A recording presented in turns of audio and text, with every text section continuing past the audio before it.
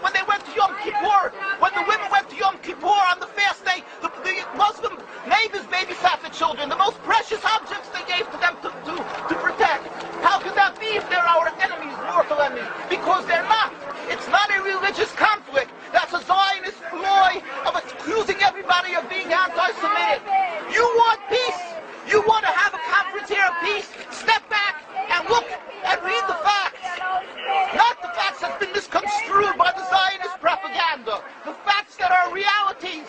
The facts on the ground. How we've been living for hundreds of years in Yemen, in Morocco, in Tunisia, in Palestine, in Egypt. What Arab land have not Jewish people been living together with Muslims without any human rights groups? Tell me what land the Jews did not live in harmony with the Muslims. In Iran, we have over 25,000 Jews there, thank God. Why? Because this is not a religious conflict.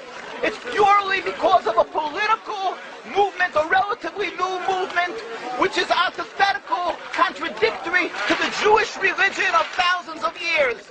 Judaism is spirituality, a religion of compassion to emulate God. Zionism must be created 100 years ago by atheists, people who have abhorred religion, who wanted to transform Judaism from religion to nationality, to a purely materialistic base, godless in its essence. That is not Judaism, and they have no right to use the name of Israel. They've usurped our name, they've stolen our symbols, and they've stolen our identity.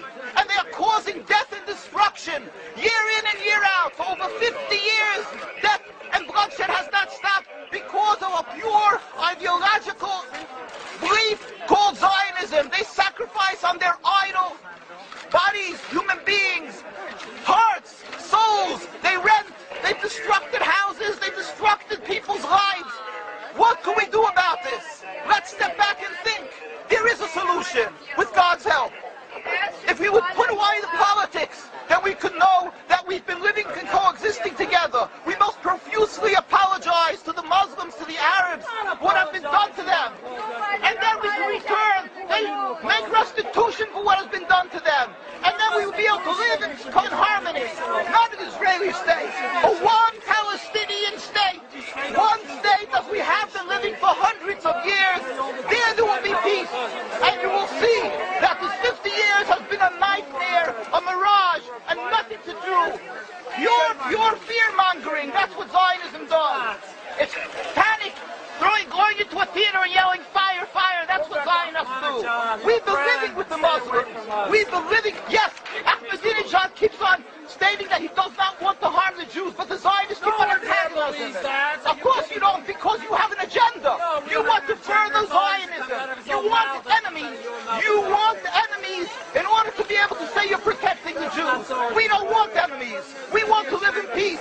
We have been always living in peace with the Muslims, and we will, with God's help, continue to live with them in peace. We implore the participants in this conference, read, step back, study the history truthfully, and see what the true Jewish voice is of hundreds of thousands of Jews who are still true to their religion, whether they're living in Jerusalem, whether they're living in New York. What do these Jews in Williamsburg section of Brooklyn, hundreds of thousands of Jews who are the most God-fearing in the community, why are they all opposed to the state of Israel? Why is that one Israeli flag in Williamsburg, Brooklyn?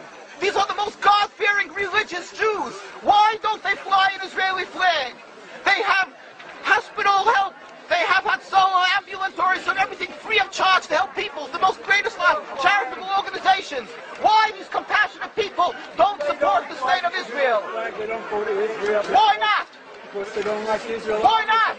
Because the self-hating Jews? Trying to build a Jewish state.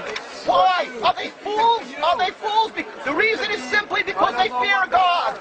And I know why. You don't know why, and I know why. Because they're God-fearing. And God forbid us to have a state. We are in exile by God. We decree exile.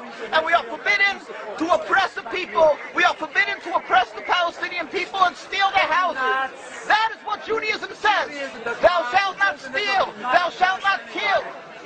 We have no right to the rule over the land of Palestine. This is what Judaism